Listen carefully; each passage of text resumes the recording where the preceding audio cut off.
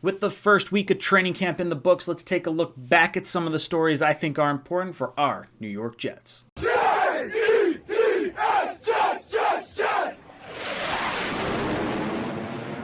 Welcome to Jets Talk. My name's Ryan. I'll be your pilot today. If you're new here, hit that subscribe button. If you've been here before, welcome back. I love having you here. Comment down below if you want to get entered to our Week 2 ticket giveaway for Jets-Patriots home opener.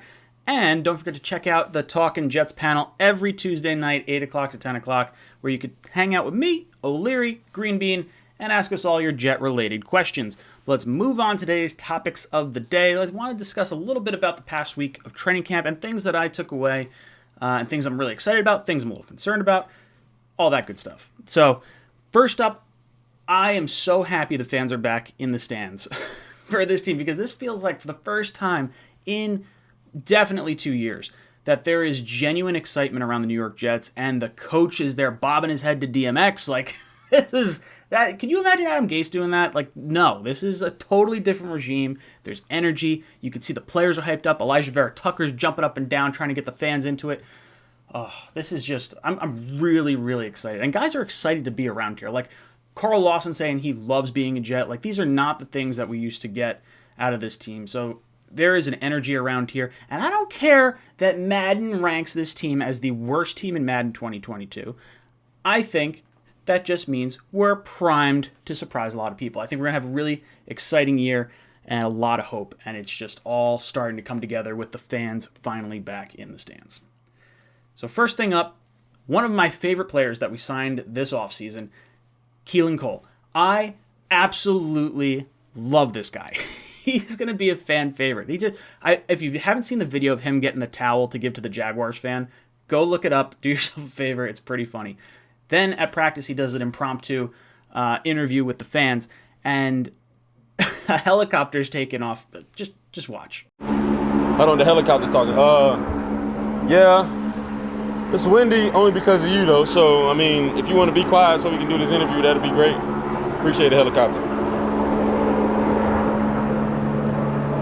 If that's the owner's helicopter, I'll take everything I said back. It's easy to see why people like this guy. Like, not only is he one of the best receivers at contested catches, but he very well may wind up starting for the New York Jets. Like, he might be wide receiver 4. I mean, I'm not going to lie. I'm kind of concerned with what's going on with Mims. He did catch a pass from Wilson in the last practice. So, I mean, maybe he's just getting worked back into the system. But, man, I heard some rumors that he was playing with the second and third string, and I don't love that. Really has me concerned, where it gets me to the point where, like, okay, hopefully everything I saw in Mims last year with, like, Flacco and his time at Baylor, that's the Mims I want to get. I don't want to get, like, oh, no, we traded down and potentially, like, took Mims as a fallback. Like, there's, like, shades of scary going on in my head, but it's only been 1 week of camp, so, don't scare me.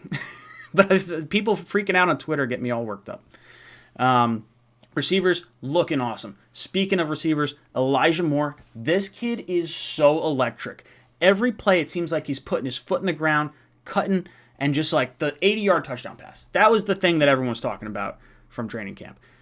Zach Wilson avoids the pressure, steps up, throws a bomb, like 50, 60 yards in the air bomb to Elijah Moore. This is something I want to see consistently, because we were unable to push the ball down the field with Sam Darnold, and if we can escape pressure and generate long plays like that, that's exactly what this team has been missing. Now, that kind of leads me, I guess, into the Zach Wilson conversation. He's playing much better in, I guess, second practice.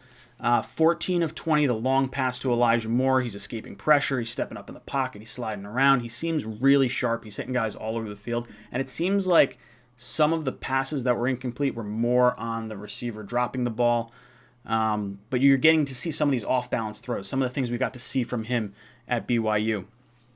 Now, the biggest thing that I'm looking forward to, I shouldn't say the biggest, because there's two more things. I'm really looking forward to the offensive line. The offensive line, specifically the left side with Becton and Elijah Vera Tucker, the amount of running that I think we're going to see this year is fantastic, because I think you need to take as much pressure off Zach Wilson as humanly possible. There's no reason to put everything on this kid's back right from the start.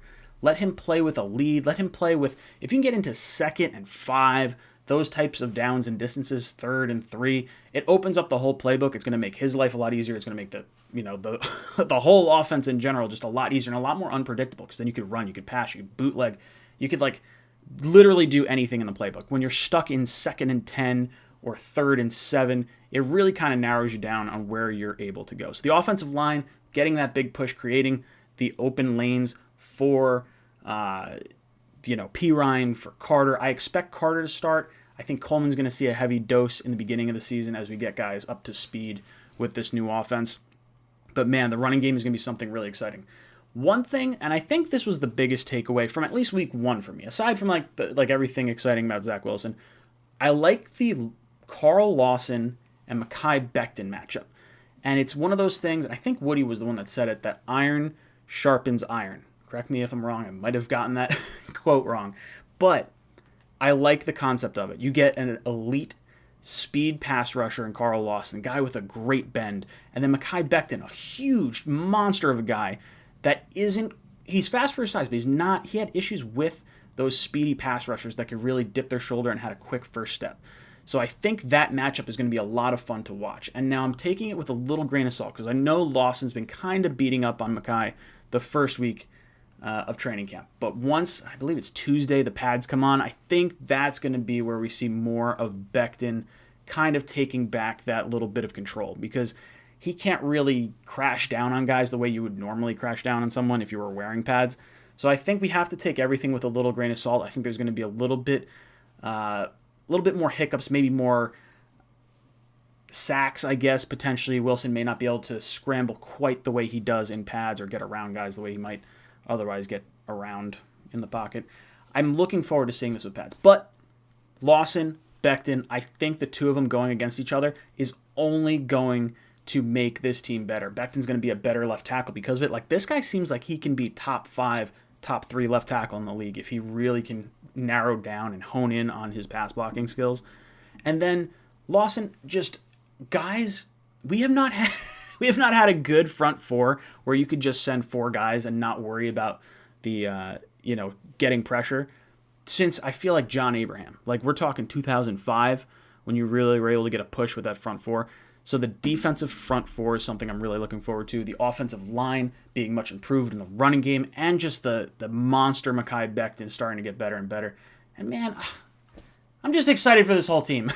We legitimately might have 5 rookies starting across the board between Zach Wilson, Michael Carter, Elijah Moore, Elijah Vera Tucker, and then it sounds like Nasser Al-Din might be the will linebacker in the linebacking core next to Gerard Davis and C.J. Mosley. So that's really exciting to see, especially because he was considered a really highly valued player until his injury.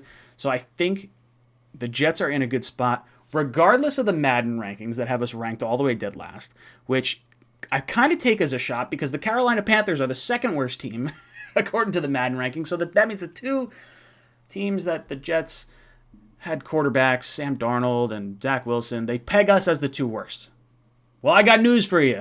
We're not going to be the worst. I know we were picking second last year, but I'm telling you, the energy with this team, the way this quarterback's playing, the way these players feel right now, they do not feel like they are the worst in the NFL. So EA, go kick rocks. The Jets are coming. I'm excited for it. Let's take a step back. Let's see what happens week 2.